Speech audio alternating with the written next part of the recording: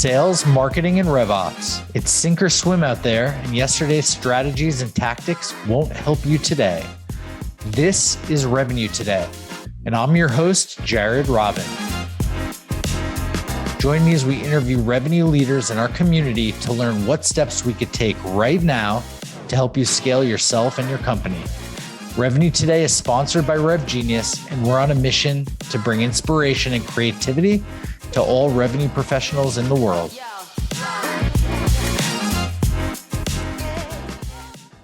Want to shout out our sponsor, Demandbase. Demandbase is smarter GTM for B2B brands. They help marketing and sales teams spot the juiciest opportunities earlier and progress them faster by injecting account intelligence into every step of the buyer journey and orchestrating every action. For more information about Demandbase, visit demandbase.com.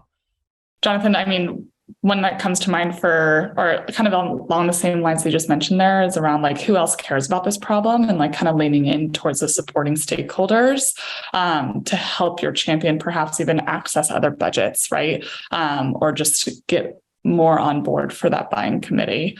We've done that with a couple of deals here that it's a little bit more of a unique buyer. You have to position your product probably in a different way, like a different value prop, but big problems for a company, multiple people will care about that big problem, right? And so finding out who those folks are is what's going to help you propel a deal forward, also with more oomph too.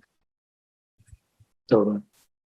I think on my side, I think that look, I'm going to echo a few things, not to go all challenge a sale on everybody here, but I think, I do think that if you have a depth of understanding in a certain field, and you can sort of push the buyer a little bit, be like, hey, again, knowing where you win. Hey, we've worked heaps of deals in this area, and here are the I bet sometimes it can be the case that you've worked a bunch of these deals, and hey, you've brought up that there's problem A and problem B. We also often see problem C and problem D. And I think that or when people roll this out, they also say, hey, we also had benefit X or benefit Y. And I think you should know more about this, right, than your prospect to some degree, or certainly all the possibilities that exist out there. And again, this is I remember when in Repland, people would make all these case studies, and I'd be like, yeah, cool, whatever. And at a certain point, you actually start to realize there is gold in this. And if you go and spend time really diving into the case studies, your marketing team or your sales enablement team or whatever else they're making, and actually truly understand them, especially the ones that are in your wheelhouse. The stats that live in there, if you can have them be able to quick to call to mind or be able to send one over and sort of say, hey, I think this sort of, I think you might find that we've already talked about, yes, there's other things that are really important to you, but also here are some other things that could help sort of move things along. I think that can be, quite potent. One thing, this is a little bit more for any RevOps folks or sales element folks in the call. Something I heard of quite recently that I loved as an idea that we actually haven't done at Qwilr yet, but I think we should play around with it is a company was doing these auto emails that were sent out at different deal stages. And so not every deal stage, but at certain stages, there was a drip email campaign that sort of went out to different folks. And basically they were what are the common customer fears at different stages? And so just to pick one, when you got towards the end of the cycle, there's a sort of zone of is this implementation going to be sort of painful or whatever else? And they sent out this email that sort of had a whole bunch of G2 reviews in there being this was the fastest implementation. This was so easy. And this sort of, positive stuff there. And it was customer voice, building trust. But then also was very much talking about ROI or ease of implementation or whatever the sort of relevant thing was there. And again, it's just a little thing of helping sort of move things forward and understanding it. At different stages, there are sort of different sort of core concerns that people have, and they do shift throughout the process. And I think if you can sort of, have some degree of awareness of what they are, they can also help you shift gears as you're sort of driving this decision-making. Gears, driving, anybody? No, okay. All right. But I'd say, other than that, I'm just going to sort of be echoing the other fine folks on this call. I love it. Yeah. Talking about kind of the qualification in the beginning, but then the enabling towards the end of your sales cycle. And I think that's honestly a great transition for us when we think about once we have a little bit more control of driving the decision making, offering next steps that make sense towards your prospect based off of other customers that have similar pain points and are looking for the same outcomes, we start to get into, what's going to set yourself apart. Gene, I think this next slide would be great for number 5. That'd be perfect for us. So our next and final recommendation is kind of talking about like, how do we stand out from the crowd, right? It's a lot of the in-between moments that matter to become a vendor of choice. I think actually I'd love to start with a question here, which would be for Jonathon and Mark, a little bit on the spot, but anything that you've bought for your teams, can you remember a time where a seller stood out as compared to others and like why they did? I'll say that I think so. We had a realm a while back where there was there are 2 that come to mind. One was a simple one, which is I'm sure people are aware of Sendoso and people like that, getting a whole bunch of very personalized swag delivered to you, which was obviously from them, sort of showing off what they could do for us. And I think that even included some different customers of ours as this sort of thing which they'd grabbed from our website. And again, it was just a very personalized thing and a physical thing. I think that was a clever little moment. There was another time where a video company who was sort of pitching Qwilr to do video work did like a fake Qwilr video that's was put in the effort, and they were like, it was so incredibly bad as a video, and they were but they were playing on how bad like bad videos can be to do this and this sort of stuff there. But it was silly and quite funny, and it was the worst sort of little cartoon animation thing you'd seen. But again, that's something that's that's a bit different, that's a bit memorable, it's a bit weird, and I think that does help you. Shows a degree of effort and a degree of care, and I think that it's the kind of thing that I think makes it easy to take a call. Totally. JB, what about you? Quick story too. We recently bought a new tool. Another kind of sales tech tool. I'll mention the name of the company called Drift. They actually began prospecting to us by signing up for Qwilr on one of our free accounts, created a Qwilr page, and then they sent that to myself and a couple other people. And it was really good. I mean, it stood out. I've never been prospected to with my own tool before, so I thought that was really interesting, unique. Funny enough, I think the process ended up being so easy and simple for them that now we're actually having a conversation with them around something very similar. But that definitely stood out. And I give them major props for being creative. That was enough to get them in the door. But then kind of going back to some of the things we actually mentioned here throughout this call that I will give them credit for doing as well, made it an easy decision for us to choose to work with them. I love that. Yeah, it sounds like kind of in both those cases, there's an element of creativity that really sets the seller apart. But then also, I mean, we know this as a common stat, like most prospects don't feel like the person who's selling them really knows their problems nor knows them, right? And so the next layer of really setting yourself apart is truly understanding the pain from your prospect, and then also a lot of the little moments that exist in a sales cycle, having all your communication resources in one place that's easy and makes the buying process easier, sets yourself apart.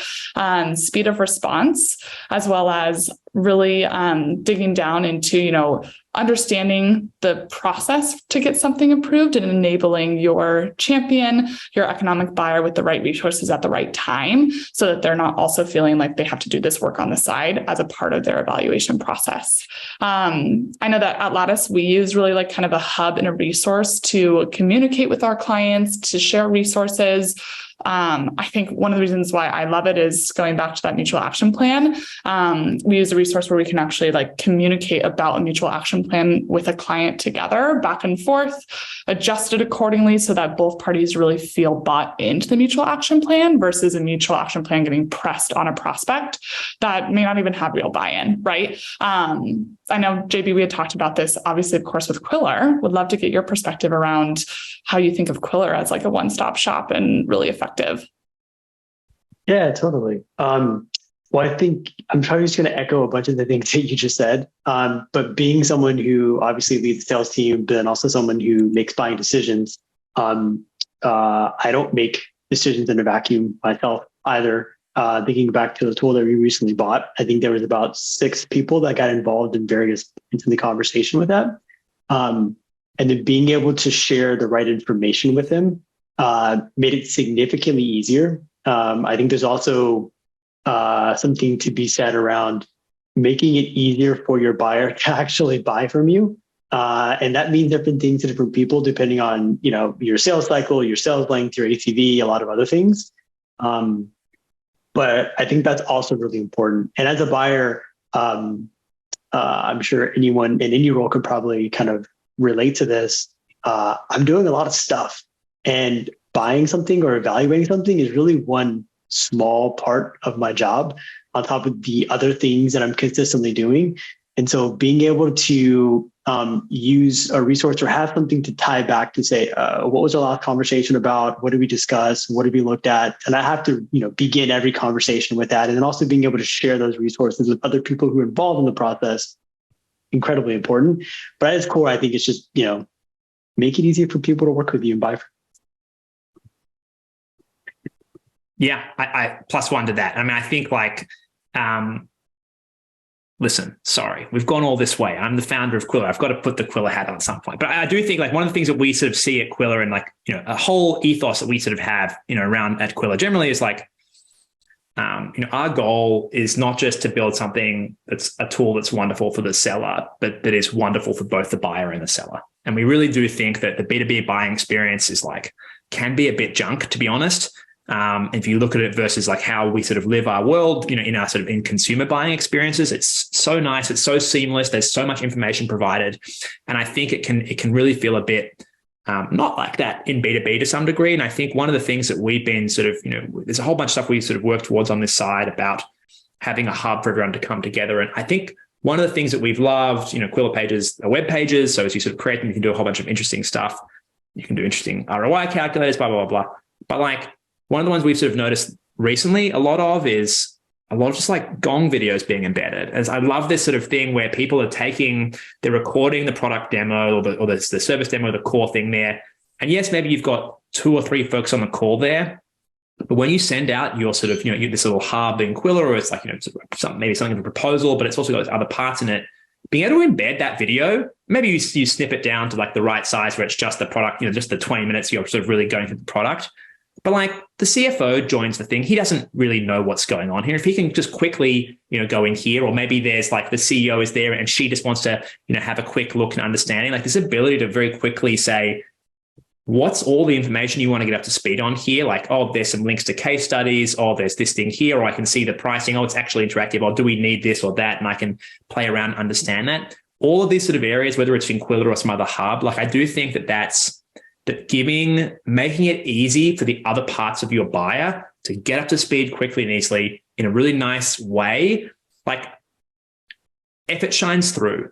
Sort of Kendra said earlier about quick response times, whatever else, all of these little moments you do, they give a flavor of what it's like to work with your company, right? And if you are slow to respond, it's hard to get information out of you, no one knows what the right thing is, or blah, blah, blah, whatever else, it just makes it feel like working with your company is going to be a pain.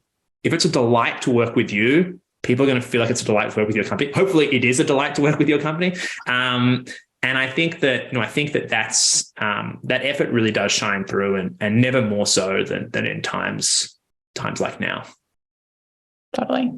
I think also just from the rep perspective, I know which deals I felt really, really strong in, right? Where you just had the right deal, the right movement across the deal, the right information at the right time for the buyer. And those are the deals they're usually most proud of that then carry or propel you into your next series of growth. With bigger deals, it brings you confidence for those bigger deals. And the more you can practice that, obviously the better outcomes you're probably going to see too if you're running more deals like that strategically. 100%. Okay, I think team, we're out of time here, and we're going to flip over to a live Q&A with John and maybe some others as well. Whoa, another great episode of Revenue Today.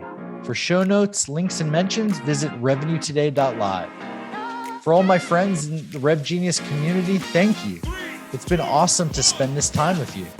Please DM me any feedback and ideas in our Slack channel or on LinkedIn. If you're not in Rev Genius, join us at revgenius.com. It's free and it only takes like 2 seconds, and you'll be joining a group of 27,000 revenue professionals strong. We've got it all. Looking forward to seeing you there. Catch you on the flip side.